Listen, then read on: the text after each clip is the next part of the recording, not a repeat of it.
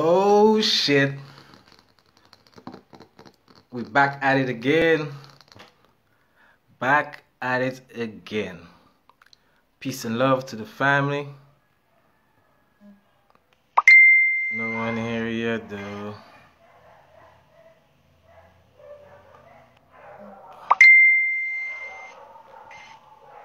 And put down silence. Nah.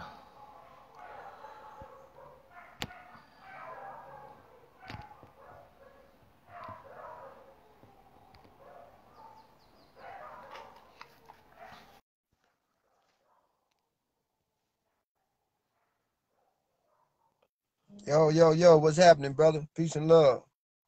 Peace and love, brother Ngozi, man. Peace and love to you, bro. What's What's going on, happening, man? man? All is well, King. Just here, man, enjoying the day, man, trying to get through it. You know what I'm saying? What's good with you? Ain't nothing, man. I had a work day today and just got back not too recently. And I'm reasoning to myself when I'm saying here. You mean to tell me it had Uh-huh. to take the great conjunction, it had to take Saturn and Jupiter to meet for brother Ngozi to finally give me my freaking interview? Yeah, yeah. I guess it's all lined up, so now we connected, King. Powers, What's powers, happening with you, powers, though? man. Oh yeah. Peace and Yeah, yeah. prosperity to the black family, man. Peace and prosperity to the whole black family, man. You know what I'm saying? Peace and love, man. Peace and love. So yeah, I mean, I got some questions there for you. I know you probably can't stay too long, you know what I mean? But Okay. yeah, I mean, we're gonna just get right into it. So you Okay. can just basically give the family a brief overview of what you represent, your name, where you're from, you get me? Oh, okay. Well, I'm known as Brother Ngozi in the community. I've been around a while. I was a member of Amin Ra Squad. I branched off. I hold a degree in biology. Um, Outside of the degree in biology, my history, I've been in the conscious community for a while now. I was in Amin Ra Squad. We ran for about 8 years, about 10 years. After that, I created Team Osiris. And when I created Team Osiris, it was part of the matrix of Amin Ra Squad. And later we branched off independently. Team Osiris was a solution for our people to have something outside of the modern standards of what they give to us. So Osiris, an acronym, means our solution is revealed in science. So after that, not to offer just science to the community, I also produced a group called Baraka, or the Street Sufis. I was known as the Street Sufi because even with science, I taught mystical forms of spirituality in between. So I wasn't just hardcore scientist or atheistic. So I was known as the Street Sufi. So later on, I recently came up looking at glyphs and studying hieroglyphs and finding old, terms, and found the word baraka. And baraka means humble or blessed or healed. In Medu Neter, the term baraka means to be healed or to be humbled. In Hebrew and in Semitic languages, it means blessed. And then I also came up with the term Odisa, to get, and all this stuff is to give our people something outside of what we know from the modern perspective of monotheistic faith for those that deal with it. So for us to deal with Kemet, it gives us a sense of identity. Okay. Um, I'm trying to make it as brief as I can to talk about the whole path. You know, um, That Also was the actually part. Go ahead. that was actually my almost one before the last question to you, that what is Baraka? But since you're into there already, you might as well just go in and continue to break it down. Yeah. So Baraka is, it means to be humbled or to be blessed. Um, we've been Muslims, we've been Christians, we've been atheists, we practice voodoo, we practice it all. At this point, we're not trying to create a religious institution. We're just trying to just be like, yo, as much shit as we've been through, we blessed because we still here to talk about who we are. So overall, we're just blessed. So we're Baraka. Baraka means, you can look it up. Baraka in Medu Neter, it's a word in Medu Neter. You find it outside in Bantu languages, you find it in Semitic languages, but the root of it comes from to be humble or healed. So we've been through a lot. Um, I even created a term from an old book that I had called Adisa Akundeyo in Yoruba, which means one who is clear sorrow becomes joy. So we had a form of Buddhism that I produced called Odisa. Not saying that we're Buddhists, but the Okay. methodology of understanding meditation. And Odisa means, Odisa is one who is clear. Akundeyo means sorrow becomes joy. So the importance of going through challenges and suffering, Odisa was something else that I came up with. So overall, it's just Baraka. Baraka is blessed. I also support the customs of Rastafarianism. So listening to one of the elder brothers in the conscious community, well, part of the overall theologian Christian community, he had something that he found in Ethiopia Coptic called Nazwahi. So I say, okay, we're going to have a branch of Rastafari for ourselves within Baraka, which is Nazwahi, which is, which is a Nazwali. principality. Yeah, Nazwahi, which means he who follows the one of Nazareth metaphorically, not literally, the principality. Because a lot of the principles that you find coming from this fictitious figure that we know as Jesus, you find a lot of it in pyramid text and coffin text and Kemet. So the Nazwahi branch was our own branch of Rastafarianism. And we went through all phases. Like with me, I was born Muslim. My mother's Muslim. My family, well, my mother's not a practitioner like that, but my family Muslim. They coming from one part of the continent. I have an Islamic background. And my father, who's an African of the diaspora, he also has a semi-Islamic background. So with that being said, the Sufistic aspect of Islam is beneficial. But overall, we tired of all that shit. So we just put it all in one package and make it Baraka. Baraka means to be blessed. All right. I think the last time our family had a bit of confusion with the word, because it sounds like Barack Obama, and they know that this nigga is a shit for us. So they're like, what's up with that word, man? But give thanks you actually came and broke that down, you know what I mean? So tell me, some say TEAM Osiris is too left brain when it comes to in terms of sources and being really scrutinizing in terms of information. You get me? Okay. Like for example, most people would say that they got a spirit or a soul within them. Okay. But let's say, for example, you had a post last time when you said what's within you is basically the laws of physics. Correct. Correct. So some people will see that like being too left brain, like you try to be too analytical, in regards to you basically trying to eradicate all sort of mystery. So how would you go about to explain that? Well, we first of all, I do believe in the mystery because I understand that life is unpredictable. Things move sporadically. So some things, we don't know everything based off the laws of physics within itself. The laws of physics is the things that govern over the reality that give structure that we can bear witness to. But there's an underlying principle of nature that's undefined that supersedes the laws of physics. So when I talk about everything within, or the internal aspect of what we know as the visible soul expressing itself, that's based off chemical reactions of biological activity. That's not the overall part of the real you. The real you is undefined, right? So we're talking about something that supersedes quantum particles. The quantum reality is only a medium that makes way for the objective reality. So the reason why I'm so scientific, or I think so, analytical or left, because that's the world that we live in. I still understand an undefined part of us from the right hemisphere, which is based off the creativity and imagination and art and symbolic speech. So the thing is that I'm very spiritual. The term spirit in Greek goes back to the term spiritos, which means to breathe. Any animate organism that's alive, that breathes, has a spirit. So we talk about the ka and the ba. The ka, the vital force, the ba, which is the personality of the soul. And in our valley, the soul was what we can see. It's the animate part of you that's functioning, the functioning reality. It's the circulation of blood. It's what makes you alive. So now we got to get into the aspect of understanding the process of hydrogen transmitting itself into what the stages of gas to make way for oxygen. That's the visible aspect of dealing with the animate process of reality. But the underlying principle, which is undefined, supersedes visible reality, which is the vacuum state, which is completely Yemenu or Amun. Or that Amun, and that Amun in Ifa is known as Aludumari. Or before Aludumari, the highest aspect of Aludumari is Akamara. And we don't understand Akamara. So I speak scientifically to give the visible audience, because the new world is left-minded overall. Everything is analytical. It's about hands-on now. It's about hands-on now. It's about what we can see, what we can touch, what we can taste, what we can smell. So I try to present the spirit working through substance over all being substance. So I present it in a scientific way to give people a lead understanding of how to function biologically and chemically, while that real underlying principle, which is Yemenu or Amun, is that hidden vibrant force that's responsible for the animacy of why we function the way we function. So I talk scientific only to give people a nearness to spirit in a visible form. I hear that. I hear that. I hear that. So the spirit in the visible form would basically be Baraka, really. You know what I It's mean? blessed. Yeah, Yeah, yeah, it's yeah, yeah, blessed. yeah, And yeah. and it's why we function and why we're alive. We don't like we don't believe in, there is a spooky aspect to reality.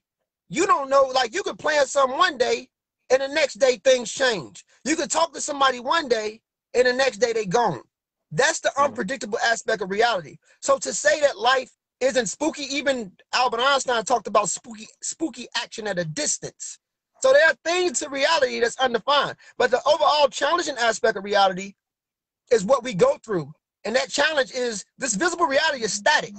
It's static.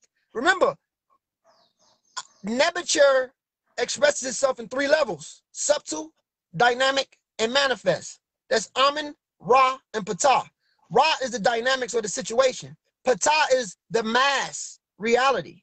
Now, in Ifa, you also have that same thing when you have Ulun, Olarum, and Oduduwa.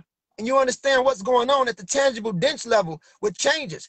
When you're dying or your heart is stopping, the way they're able to detect you when they put your pulse on the EKG machine is they see Mhm. the line going up and down. Yeah, That yeah. that static represents current, which is reality, which means that you are alive. When you're flatline, it's undetected. You can't touch. You can't see it.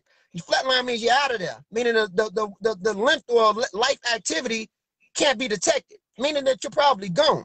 So Okay. life itself, based off what we live in, is a result of concentrated energy or irritated energy that collapse into particles from the super subatomic aspect of waves. So we live in static. So the challengeable aspect of God has to be seen through you visibly within this mass energy from the Ataya, aka Ptah, for us to have a deeper understanding, to understand that divine spark of what we call God or the spirit.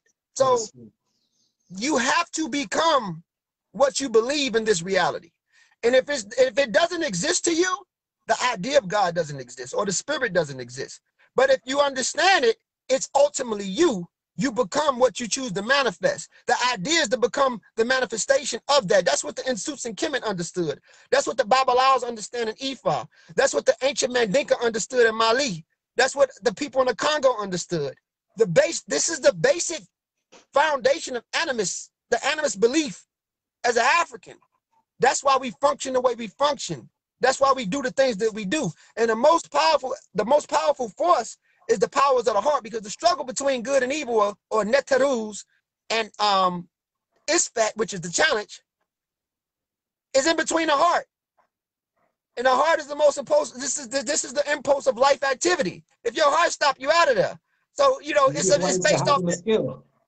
It's the heart of the scale. So the intentions of what you do plays a major role with your Ari. And Ari in the Hindu text is karma, which is action. And Metaneta, it's Ari, which is your doing and your action. You're doing on your actions. ARI. Damn. Damn. That's deep right there, brother Ngozi. That's deep, man. You never fail to surprise me, bro. But hey, this, in a lot of your comparisons, we heard you actually comparing the Ifa, the Ifa, how would I say, the understanding of God compared to the ancient Kemets. So you're basically saying that there's a pattern there? Oh, yeah, it's the same. We got to It's the understand same. that the Egyptians and the Yoruba and the Igbo and the Mendi have a base root. And a lot of this stuff comes out of the early Sahara. This is why I came up with the term MOB, Mali over Babylon. Mali plays a major role with who we are, coming from the Sahara. The Mandinka or the Proto-Mindi, going back to the Sanuke or Ouagadougou, has a base foundation in the early Green Sahara before you even have the later strata of the Niger Congo speakers, like Bantu speakers, Yoruba speakers. Anybody that bears this EM2Y chromosome has a connection with the people that was partially responsible for ancient Egypt. But the methodology of understanding anthropomorphic and zoomorphic symbolism starts in the Green Sahara. There is no such thing as Egypt. The term Egypt is late term Egyptos, which is By the Greeks. Pekapata. It's the Greeks. So we Yeah. don't base that Nile Valley civilization, Yoruba civilization. It's all proto-Saharian. So we like to say the tribe of Sahara. So basically, all of them teach the same thing. This is Mm. old Saharian concepts. So we Concepts. don't want to separate that. The I ancient see. Egyptians, regardless of them mixing with other people or whatever in later periods, the base root of their foundation was black sub-Saharan Africa. Black sub-Saharan Africa. And I don't even want to say just sub-Saharan Africa because sub means below or under. The base root of it is the Sahara. The Sahara before we went south. So it's black Saharan Black Africa. Saharan. I hear that. I hear that, man. I hear that, man. Again, just a while ago, you mentioned about the animist culture, okay? Basically being that's what we get in all of Africa. And animist basically means that that everything basically is an extension of that divine consciousness, whether you want to call it God or the source or what have you. Yes. Right? Yes. Now, one of the ancient places in Ethiopia where you told me you got the what is it called? The Nazwahi, right? They used to practice the animist culture. They used to practice the animist culture. So could you explain to us what happened with Ethiopia? Or before you go into that, is the Ethiopia today the same as the ancient, the ancient place called No? No. The Ethiopia today used to be called El Habasha because the Habasha speakers are there. Okay. And before that, it was Punt, the northern part of Eritrea. That was Punt. The original Ethiopia the Greeks talked about was Sudan. The Sudan was the actual Ethiopia before we have the later one. And because if I go online and I type up like the Zagawe dynasty and Aksum, it's not really in Ethiopia today. It's in Sudan. No, all of that is in Sudan. Yes, and King Azana and the Aksum dynasty was responsible for destroying Meroe. Look up the Azana Stela. He conquered Meroe. He was running with the Byzantine Empire. Remember, he got Christianity from a Lebanese guy named Prometheus. So before that, but before that, the Ethiopians or the Habasha, some of them practiced Judaism, but even before that, they were animists. They had their own personal cult. One of their major deities was a deity that was similar to Osiris called Wak. Wak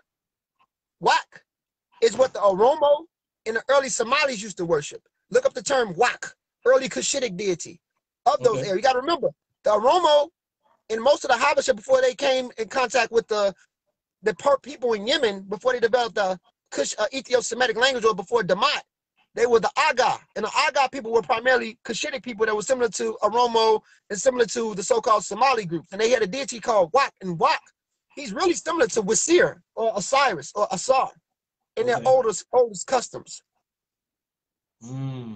So you're basically saying that it's King Izana that went ahead and got rid of all of this. King Izana, for his own personal gain, for his own political banner of what he was trying to do. Yes, he went against it was Jews there at one time. It was a queen that was a Jew there at one time, and they got that through conversion earlier. And also he went against all of it because of his ties with the Byzantine Empire and his ties to the Egyptian Coptic Church. See, the thing is that people don't know the connection between the Egyptian Coptic Church and the Ethiopian Coptic Church. Alexandria is still to this day the capital base root foundation for the Ethiopian Coptic Church. So even though people brag about Ethiopia being like one of the earliest places where Christianity was, it was introduced to them. And they had a lot of ties with those watered down Coptic Egyptians who also rejected a lot of their ancient customs for this new Greco-Roman Mediterranean system that was introduced there, but they kept a lot of Egyptian concepts. That's why if you look into like Christian magic or Coptic text or the Nag Hammadi, you find shit that's in there that's in the pyramid text. You even got the Ethiopian Book of the Dead. So it's like they filtered it. So no, the actual Sudan or Ethiopia was Sudan. They were talking about Nilotic and Bija type people that was in those zones first before the Habasha or the El Habasha group who formed Damat and then later on Aksum absorbed the title and created this term Ethiopia. And I got a lot of love for Haile Selassie because he gave us the African Union, but we can't venerate Haile Selassie as a deity. We have to look at him as a symbol of nobility more than a symbol of God, because he was a divine. We're all divine if you're alive in his own right, because his philosophy was dope. But overall, to make him a god, we have to look at the deeper aspect of what Rastafari or the Aksumite Empire represents. Outside of, so overall, no, that Ethiopia that we find today was not the actual Ethiopia with the El Habasha group because King Azana conquered Meroe. Meroe was the last fragmented wave of the actual Nubian Empire before the collapse. He turned around and conquered them. You can look up the Azana stone. Look up the Azana stone. You can read what he did. So this was a dude who didn't have the idea of blackness on his mind or a Pan-African concept on his mind. He was on some, hey, I fuck with these Byzantines. I fuck with the Lebanese, the Syrians. They got ties with Alexandria. This where the money at. Fuck the people in Nubia and Sudan. That's what he was on. That's why he conquered the people in Meroe. I hear that. I hear that. Because the thing is, right, that I read this Walter Williams book, The Historical Origins of Christianity, and he was basically saying that they had some sellout Ethiopians that basically converted and became the Coptics. You know what I mean? So that is the reason that we get the Christianity being in Ethiopia from since that time. Yes. They got absorbed. So even though it's a good thing that we got the beautiful churches in Lalibela and all that, but Lalibela was still built in an effort to basically try and hide away the doctrine from, I believe there was a queen that was rising up, right? Yes, the queen was rising up and they was trying to go, but it's a struggle. Ethiopia is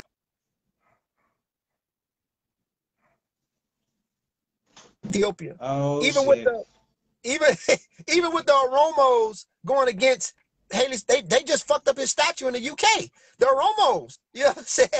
So when they knocked the statue down, I don't know if you heard about that. The Oromos don't really, they look at Haile Selassie as a imperialist. And also when you look at Ethiopia and how they function, it's not this magical place like we try to make it. So these people were like, I don't want to insult the Ethiopians. I love my Habesha people and I love my Gi speaking, the Tigray and Eritrean people.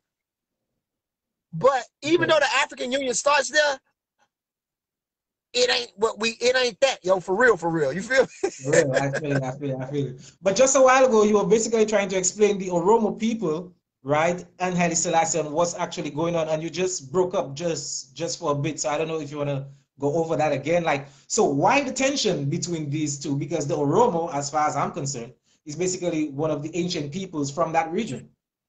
They are. And that's one reason. A lot of them know the Habesha aren't they're African, but they're not what we think of. You know what I'm saying? The Oromo know this. The Oromo is related to the earlier cluster that was there before that called the Aga. The Habesha are like they're what's the word? I can look because I don't want to insult Habesha, but the Habesha people are looked at as being like invaders because so a lot of their ancestors. The Habesha is what is the same people they refer to as the Beta Israel, right? The Beta Israel are a lot of them are Cushitic. The Beta Israel aren't really. They're not really a Habesha. The Beta Israel or the Falasha Jews are closely related. If you look at their lingua franca, their language family, they're Cushitic like the Aga and the Oromos. Habesha are looked at as being dictators or invaders to a lot of the Oromos. Even though Oromos slightly came into those areas a little later, they still understand the remnants of their cousin branch that was there, like the Aga speakers. So it's a lot of heat and tension there, and a lot of Oromos are Muslims. So the fucked up part about it is we're fighting a fight that really don't belong to us. You know, belief and all this shit is one of the reasons why we divided. One group practices an older custom of foreign Christianity, because the Ethiopian Christianity is foreign Christianity, creolized or morphed into an indigenous form of Christianity based off of living in those areas for a time period. And then you got the Oromos who are practicing customs who are Islamic from the Middle East, and neither one of them belong to us. So now there was already tension because of tribal situations. The Habesha do have a part of their genetics componently that's from the Near East. They do. And the Oromos are looking at it like, you niggas ain't even really from here for real. Even though that's one way of looking at it. But overall, the division is from the customs that they practice. Christianity in Ethiopia wasn't friendly to other people. It was not. It was not friendly to other people in some cases. You know, with at one time it was fighting against the Jews. If you study Ethiopia, it was fighting against the Ethiopian Jews.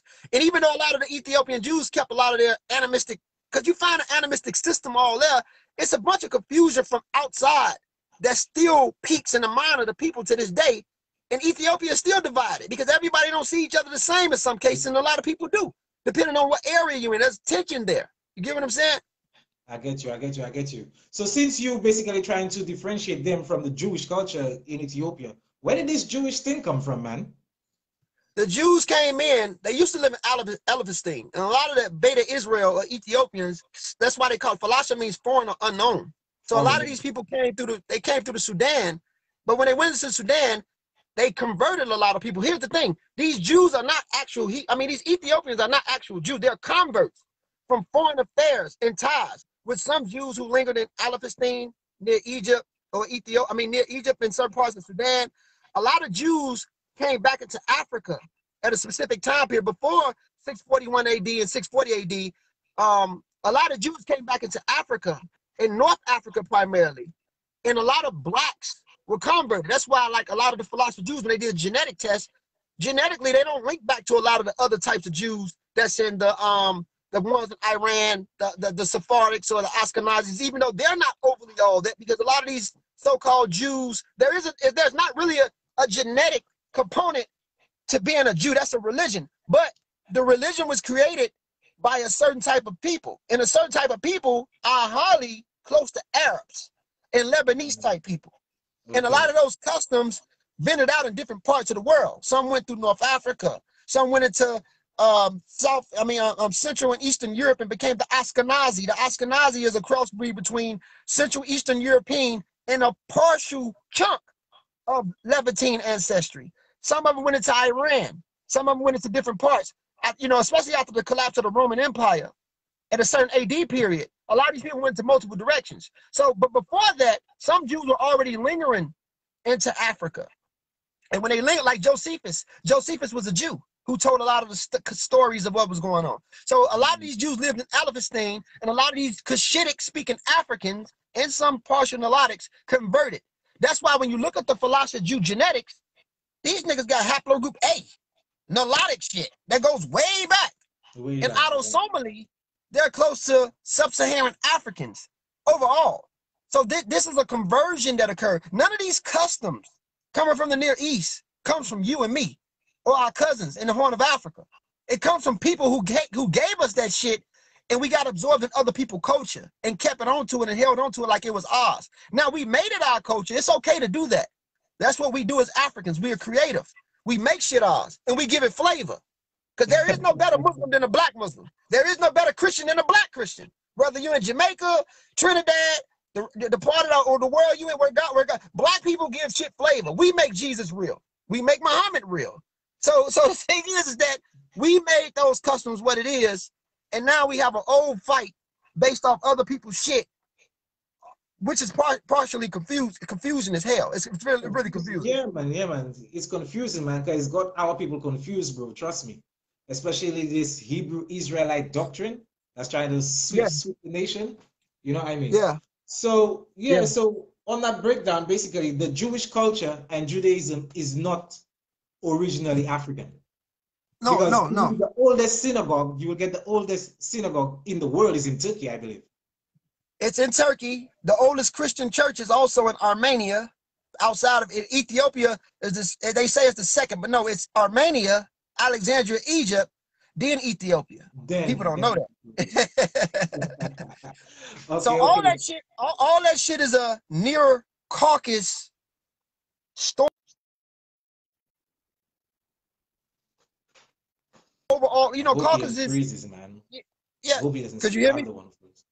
Could you hear me? Yeah. You just froze for a second there. Oh, I'm sorry. So the Caucasus isn't just in the Near East.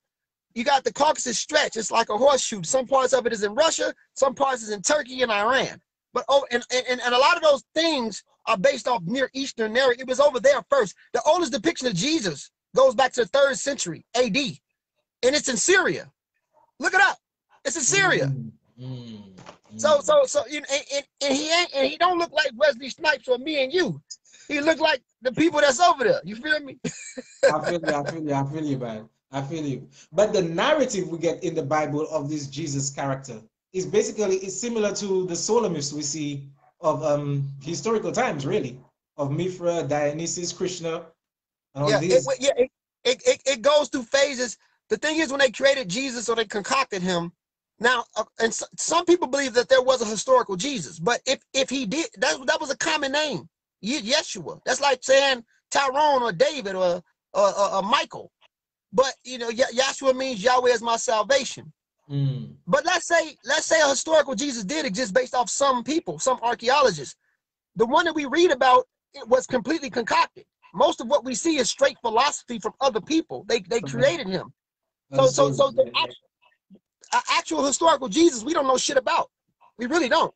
So the one that we read about is it comes from the reason why it's so confusing dealing with this deity. So some people can say, oh, I see Krishna there. Some people can say I see Mithra there. Some people can say I see a little Osiris there. Because it's a blend of all that stuff combined into this entity. You get what I'm saying? That's why you find, and then you can say, well, it ain't really Horus, or it's not really Osiris, it's a little Krishna, or it's not really Krishna, it's a little Mithra. Man, listen, listen, you can get so many mythos within just that one story. It's ridiculous. Yes. Yeah. The Jesus that the Egyptians have in Coptic text is a rough draft. Once they formulated the perfected Jesus in Rome, it supersedes. That's why the Christian capital is Rome. I don't give a fuck with nobody. Like, they can be Coptic, they can be whatever. The Christian capital is gonna always be in Rome, because the ones that we read about, like the Nag Hammadi, the Gospels of Miriam, those were rough drafts of rejected books that they didn't want to take in. They were trying to create him overall in Alexandria, but then they moved the capital to Rome. And the only reason why Constantine lied like he seen Jesus in a vision, it wasn't that for real. He actually still worshiped his actual older deity, Mithras. But the thing is that he wanted Christians to join the army to help fight when he was going against other people in other parts of Europe. So he combined it. It was a political move. So once they created the straight base root of, I mean, not base root, but the Jesus, and they completely made him, a lot of the Jesus that we find in Egypt and that's a rough draft. The Nag Hammadi, the Kebra Nagus, that's shit that they made up. Yeah, but the Kebra Nagus is like just story, bro. It's just a mythos. Guys, think about this queen which had one human foot and one goat's foot. You know what I mean? And she's stepping on some piece of wood, submerging some water and all that shit. You know what I mean? But yeah, let's cut to the chase though. There's this place, this place called Rasto in the Put M Heru. Have you by any chance come across it? It goes back to Osiris, the worshippers or venerators of Osiris. Rasta, servants of Osiris. It's a doing of Osiris. Ras, Meduneta, the Ras, Ares is a form of doing tooling for farming. So you find the term Rasta. Remember, Osiris is an agricultural deity, and it's based off the spring equinox. It's about renewing. So the term Rasta is a form of doing. It's an action. It's not just Ari, Rasta. These are two drawers of Osiris. So Rasta predates the Rastafarianism, or the power of the Trinity, or Haile Selassie power of the Trinity, or Rastafari. It predates that. I was just about to say to you, by the definition you gave, if Rasta from that time in those texts actually mean workers or worshippers of Osiris, then Rastas today would translate that to mean, well, since Haile Selassie's name is Rastafari, then that basically means, the Rastas who follow him are basically his workers and his servants. So by default, they actually made Haile Selassie Osiris. Yeah, and the thing is that Osiris is a state that we all reach. So that's why, for me, that's what made me kind of like with the Najwahi aspect of when we tried to form a Rasta thing. I don't want to say Rasta. I want to say Ras, because Ras means duke or king. We all Ras. You're Ras. I'm Ras. But to be Rastafarian, we got to change that narrative to make it beneficial for us. Facts. Because Haile Selassie, he represents nobility, but he represents a state that we all can reach based off the power of divinity within ourselves. So I don't think that worshiping him in that light, we should really venerate Wasir or Osiris, because we all reach that state if we focus on our own internal self. So we got to kind of upgrade the But then older custom. Wasir or Osiris is not an actual person. No, Or was he's it? not. I mean, could you No, he was not. enlighten us on that? Wasir was not an actual person, but it was an actual event. Osiris represents, remember, the Greeks said that Osiris comes from a tribe of Ethiopians who, conquered. That's what the Greeks were saying, right? He was talking about people that, with the Greeks, when they talked about Osiris represents somebody that came out of the clan of Ethiopia. I don't know if you heard that from the Greeks before. Diodorus, yes. I actually read that he said something like that, yeah. Yes, but the Ethiopia that he was talking about was Sudan. He was talking about Sudan. So remember, to the Greeks, Sudan wasn't modern day Ethiopia. I mean, to the Greeks, Ethiopia today wasn't the ancient Ethiopia. The Greeks was talking about Sudan. They gave you the knowledge telling you that Osiris is a custom that comes out of Sudan. But here's the thing. Where did agriculture start? Agriculture, according to, the brother who made, the European guy who made the book Black Athena, and even some early archaeologists, customs of agriculture starts in Ethiopia as early as 24,000 years ago. The modern day Ethiopia. But hold on, here's the thing.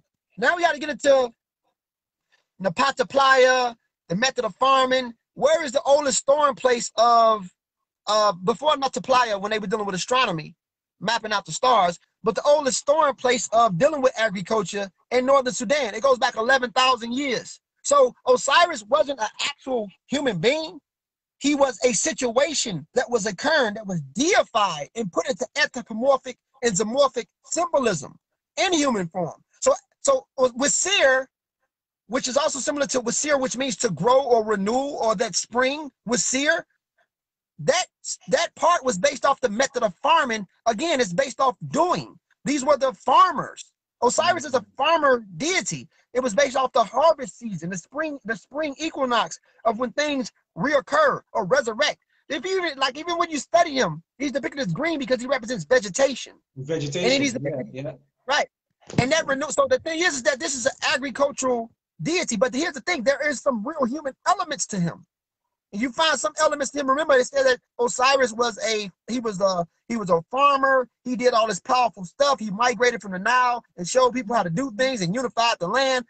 Some parts of Osiris or Wasir, from the human element, is familiar with Narma. So it's not saying that Osiris was an actual person. Osiris was an actual event that progressed, starting in Ethiopia to the northern parts of Sudan, starting in Ethiopia 24,000 years ago to the northern parts of Sudan 11,000 years ago, and starts to become anthropomorphic deity or principle in Egypt around the 4th dynasty and 5th dynasty, when you start to see his name in the earliest element of the pyramid text, when you start to see his name in the coffin text.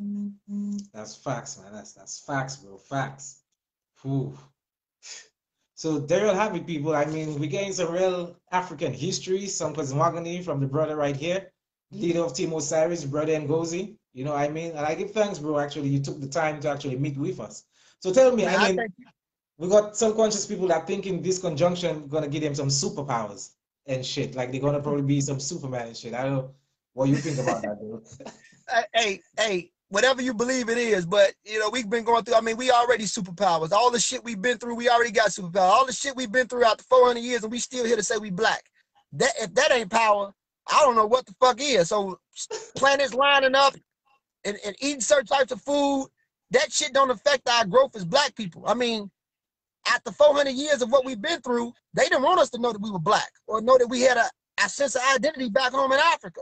So to know that and have knowledge itself is the most powerful thing that you can have at this time. That's true power. So, I mean, I ain't with the pseudo shit. You're talking about things lining up, but, that's pseudo. But you've been powerful before this bullshit, and you're going to stay powerful. Facts, bro. But listen, this Aboriginal talk here or doctrine has even reached the Caribbean as well, because we got people from here saying that they ain't African and they're from the continent. So it's really disgusting. Post-traumatic slave syndrome does this, and we've been divided. So we have a discuss, in some cases, not us, But a lot of us have a disgust for Africa. We want to be Native Americans and we want to be, you know, some shit that's in, but when you study the ancient Native American culture, it wasn't shit. The Native Americans they didn't have the flavor that the African had that brought it over here. And it's a disrespect. So for us to talk about we're Aborigine Tainos and Arawaks and all this shit, I mean, that's cool. Them people, let them people be them people. But their immune systems wasn't even that strong to handle the pressure that the African went through. You get what I'm saying? So a lot of this shit is coming from self-hate and a subconscious disrespect for Black Africa. It's a subtle disrespect. It's a disrespect. We purposely disrespect the continent. And it's coming from self-hate. And of course it's gonna, you know, the Moorish shit, that new Moorish shit, which is not really Moorish. The Moors were people in North Africa and Morocco. We become Moors from Morocco and make some Moors indigenous to America. And we want to say, you know, the Maroons was Moors and all this type of weird shit. And all this kind of, But a lot of this stuff, King, is coming from self-hate and a lack of knowledge of self. Because if they all take the time to do the research and study, they wouldn't be saying that shit. Or if they understood ancient Native American customs, I wouldn't want to be no motherfucking Native American. If you study the real Native American customs, that shit is disgusting. I'm being honest with you. And I'm not knocking them. I'm just saying. Why don't you give us a little example of what you mean, like the customs? Like, they had no laws when it came to their eating. A lot of them practiced homosexuality.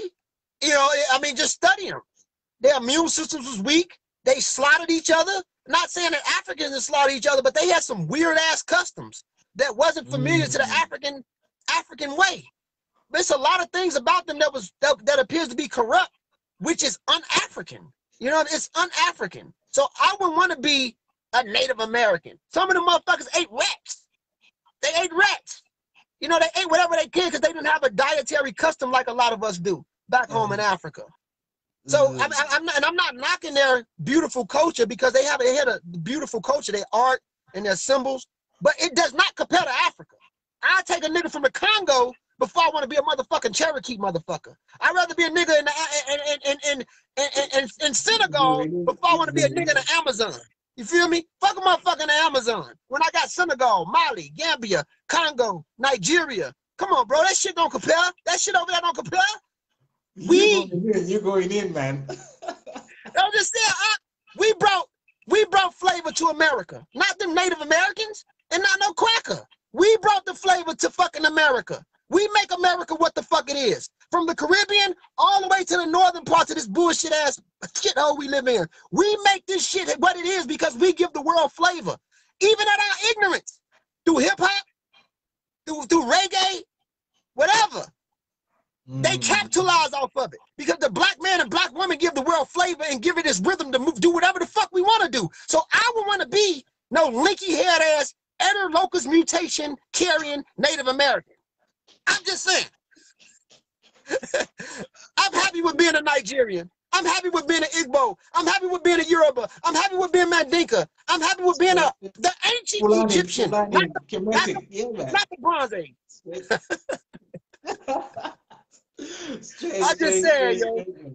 Straight up and down. Yeah, man. But hey, I want to thank you for your time, man. Listen, man. This bill has been amazing. And as I said, that's the second bill from the Caribbean to the US, you know what I mean? And we need to do some more of these bills. So my people even down here can even get a gist of this and what time it is. You know what I mean? So I don't know whether you have any words to close out, you know. Man, I love my black family from the Caribbean. I appreciate you, brother, for letting me have the time to build. I thank you for letting my brother Malik have the time to build. He did an excellent job the other day when he was on here. And I just think you my brother. You're African and you got knowledge of self. It's one mission and one goal, King, and we're going to keep it that way. So my thing is that I love my African family. There is no difference between the brothers in the Caribbean and the brothers in North America, because all this shit is a bunch of bullshit, and we were forced into this situation. We were forced into this situation. You know, before you was on your island and before I was in North America, we were Africans. We were Africans. And that's what I see you as, and that's what I want us to do as Pan-Africans. I want us to unify. Because all this division is coming from our oppressor. It's coming from self-hate. And it's Fact, fact, disgusting.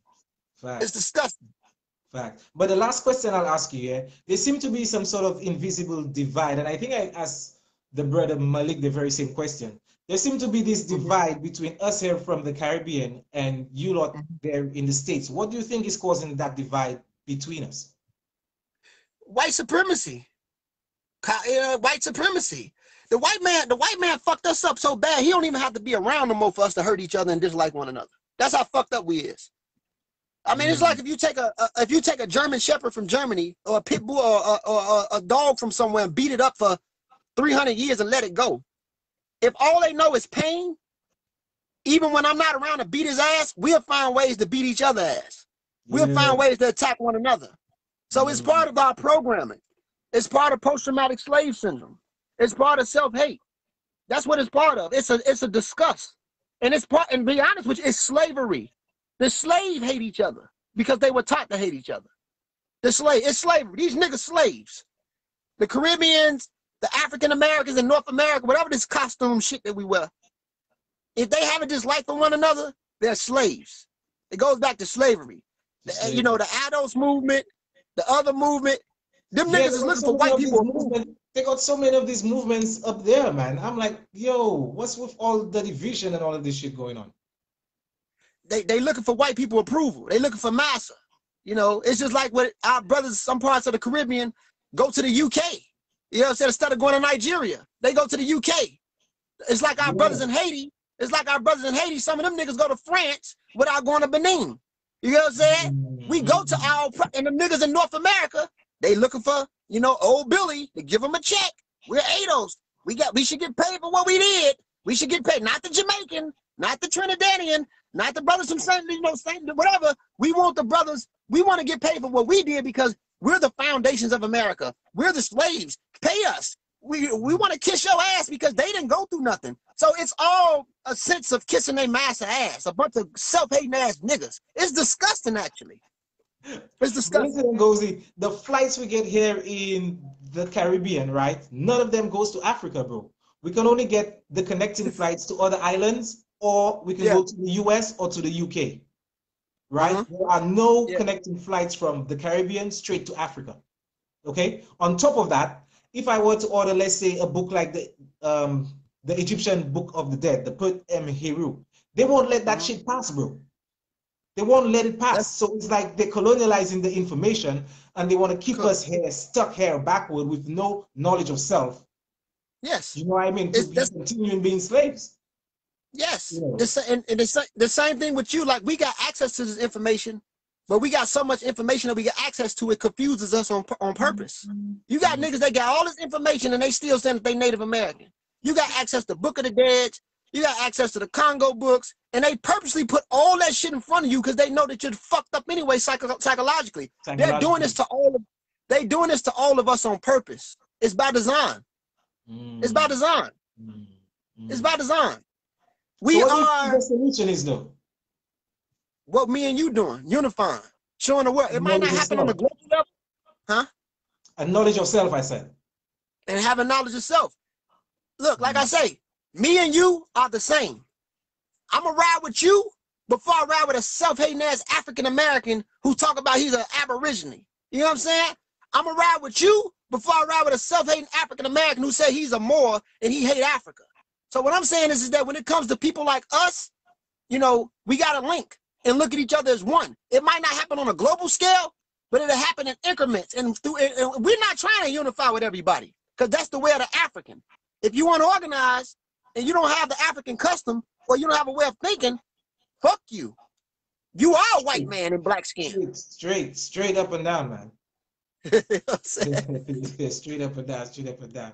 But again, man, I want to just give thanks, man, and give thanks for the time that you took, you get me, to build with us here, your family, you get me, and yeah, just keep it going. TEAM Osiris on the horizon, and we're gonna That's have this great. build again. I appreciate you, King. Peace and peace and love to my African family, man. Peace, love, and prosperity, and man, we gonna keep it rising, yo. I love all y'all. Peace and love, man. Peace, Keep it real, brother. peace, King. Thanks. Peace. Peace, peace. There you have it, family. That was a super build. I myself even gotta go and replay that video. Straight up. My brother touched on so many topics, man, and that's what you call well-read scientists and talk about reading. See, my brother said right there. This brother has gone through quite a few books. Like you say, he has a degree in biology. So even when it comes to the haplogroups and tracing DNA, this is the man for you, brother Ngozi, Team Osiris. So that's what the bill was about, family. Hopefully next time we probably might not link up with Bedrin from the US. Probably I might go and interview one Moser Hiruma at our local scholar, the brother on the mission. Give thanks for that. So give thanks for the family who stayed in tune, all love and blessing. Hey, give thanks at this. Yeah, straight, peace, God. I myself, like I tell you, I have to download that and watch that again, yo. I can even have that on online just in case anything happens. I have to download that to have that there in the archives, straight up. you know I want to hear your thoughts about the comments. uh Quite a few comments there. Let me go through, let me see what's going on. Oh, also, family, showing off. We gotta support black businesses and start to patronize each other, you know what I mean? So I got myself, or Empress got me, Feethead, Black God from Nubia, Nubia.com. So the family who is into Feetheads, I say, you can go through. You see the Lord of the Triple Black on there. Black God. Straight. Give thanks. So let's go through the comments. They wanna hear what I say. Wasir said, Wasir was given to the deceased Nesubiti, to the deceased king, as basically a title. It is a state of victory over sin, and Rasto is the path to enlightenment. Exactly. Rasto, according to my research, basically deals with um, a place. It's not like a physical place, it's like a mental place that you have to. It basically means from dark into light. That's how deep it is. You see what I'm saying? And the tradition, Rasta basically had to be about that. But somehow we went off on a tangent, sidetracked, and started this idol patriarchal kind of worship thing, which is not indigenous to the African culture.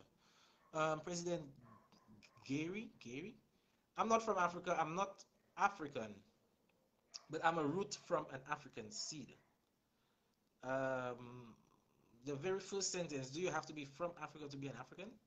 Is the same thing the brother was basically saying. If you take a German Shepherd, let's say from England, and it came to St. Lucia and it had little pups, yeah, the pups were actually born in St. Lucia like that, but where is it originally from? You know, um, I'm a root from an African seed that sprung out into the world to fight my own battles to glorify their legacy. I love that though. I mean, apart from the first line which says that he's not African, like that's something different. I don't feel I'll ever make them kind of statements there. But I do understand what the brother is saying. Recognizing the truth is also letting go of the past and set a foundation for the future of my race. You can't really let go of the past because really, let's take a term like Sankofa, for example, is watching the past or understanding the past to know your future and where you're going. So that's why you will have the bird looking behind. So you cannot really forget your past, bro. If you forget your past, for example, for something like slavery, it may just happen to you again. You see? So the letting go of the past probably brother means no emotional attachment to it because there are some of us who, if we even try or attempt to contemplate on slavery and what it did to us as a people, some of us may just get on really stink and real bad. Some of us may cry and break down. You know what I mean? So I'm hoping he's saying it in regards to no emotional attachment. President Gary, I hope he's a brother. Yeah, true. I realized on my own that I was made from greatness, so that means greatness is rooted in me. So my God is in me, and I use the God in me if I need a touch of greatness to rise. Your God is in you, but you are the God. Aren't you an extension of that divine consciousness? That source that we call or some label as God? You are. So, we'll always be African, no change in that. Hey, the Bible is the best tool for our freedom. Really, Carl? Really? Carl? Albert? Really? The same tool I was used to enslave you, want to use that same tool to liberate you. Don't get me wrong, it can work to some degree. But see, when you reach that stage, you have to drop that and go through, guys. You have to drop that and go through. You know, some do it for opportunity. You get the American version. Every aspect they give us is a sign up to deter from knowing self. I agree, Tunnel. That's facts right there. Teach goddess. All distractions, distraction.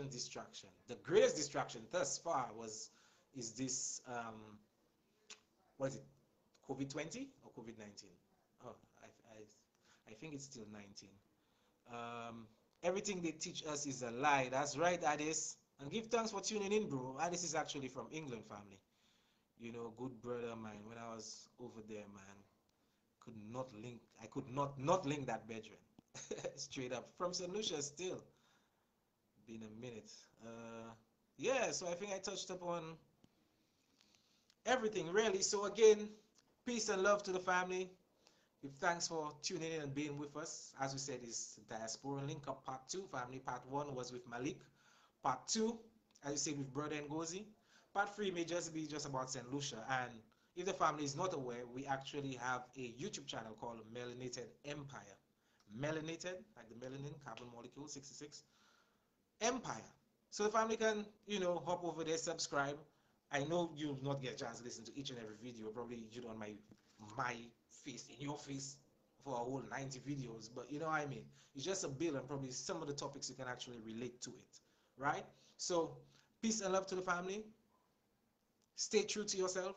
And this Jupiter-Saturn conjunction, family. I mean, to be honest, in my view, in my opinion, I think we actually now transition into the age of Aquarius. Why do I say this? I say this because this conjunction is happening, right, at 0 degrees of Aquarius. Now, for anyone who studies astrology or astronomy, the way the ancients tried to break down the zodiac, right? It was basically in a disc circle 360 degrees. So when you break it down, right, you will try to get divisions of 30. So every zodiac was actually 30 degrees. So to be at 0 degrees, you basically just enter in a constellation. So if this conjunction is happening at 0 degrees Aquarius, and also considering that Jupiter is the ruler, well, in ancient times, Jupiter was the ruler of Pisces. And for the family who knows, we've been in the Piscean age for the past 2,000 years or so, right? So by right, this conjunction and Saturn being the ruler of Aquarius, so this conjunction actually means we are stepping into fully the Aquarian age. And while it is predominantly left brain, it also deals with higher consciousness, family, and even equal rights and justice for each and every one. So this conjunction, as the family has read, 'cause I'm sure everybody reading online about this, it said that all these conjunctions have basically been in earth signs. And when you're dealing with earth is something that's tangible. Okay, let's just use our common sense. So we're dealing with common sense reasoning. Earth is something that's tangible. You can go outside and touch the earth, family, literally. Okay, so within these conjunctions and these prominences being released to the earth at that time, during these conjunctions being in earth signs, it shows that something tangible being built. So we have a lot of building, a lot of infrastructure going up. And for the first time in 800 years, this conjunction is happening in an air sign. Now, I know some people may be confused and be like, but how Aquarius is an air sign and I see that Aquarius has a picture of water? If you watch the sign properly, he holds the picture and now making sure no drop of water touch him. You understand? So it's not a water sign, it's actually an air sign, family. And an air sign, as we know, is intangible. Um, Air, we can link air to the wind. Even the hieroglyph for the amen, you would see someone actually say it's a flag. So when we have a flag, it is affected by something that we cannot see, something that's intangible. So the wind would actually affect the flag. So therefore, with that understanding, coming in from the age of, well, from this conjunction happening in the earth signs for the past 800 years and the first time happening in an air sign, we can expect to see more, we can say more intangible feats, more downloads, family, more telepathy going on. Because they'll tell me that's pseudo. Because Sometimes you will be there and you will think of an individual or call somebody without actually verbally saying the names. You will probably think of a person or the person probably at a distance and you probably just call them within your mind and they will turn around. Or I'm sure all the family will admit that they've experienced that before. You know what I mean? So you will get more of that going on, family. You will get more of, let's say, when you try and speak something into existence, it will take less time to materialize. So all these things are what we can expect during this time, also being the beginning of the Aquarian age, and the December 21st being that the sun is at its most saddest point, at its most certain point in the hemisphere before it starts to make its way back up to the northern hemisphere, family. And it's going to remain there for 3 days. Now, anything that air move in nature for around 3 days, they say it's dead. And a lot of people make all this pseudo information, but that's just real talk. And this is the aspect of the solar mythology we're saying that was attached to that Jesus story and all of these ancient deities like Mithra, Dionysus, Bacchus, Krishna, and all these others, family. Right? So it's nothing about superpowers, nothing about you flying over in the air, flying and you teleporting and all them kind of thing. I mean, right now, try not to be angry, try not to have no resentment, try not to feel no kind of way. Just neutral and balance and love, you know. Go outside and hold a meditation. You see what I'm saying? The sun just set down by my side. So I'm going outside to really see and feel the vibration. I'm actually going to meet the goddess in a location that we have very few street lights and you can actually see the whole celestial, you know, the just everything, family, all the stars, and just hold a vibration, hold a meditation. And having said that, family, give thanks again for being with us. Stay tuned for our next video. And we know we always start in a little off time, Time not really my friend, you know. So peace, Addis. Peace, President Gray, and everyone else who joined us for this live. Peace, Goddess Tunnel. Peace, Waisu Hirumaat. And we're going to keep building. This is the age of the awakening of black people. Even though you try and block all our books through customs, even though you put no connecting flights from here to Africa, you check it, and just to go from here to England is already a free grand plus. So imagine the connecting flight to Africa. Even though you try and separate us and have us there like that, we're still gonna break free mentally.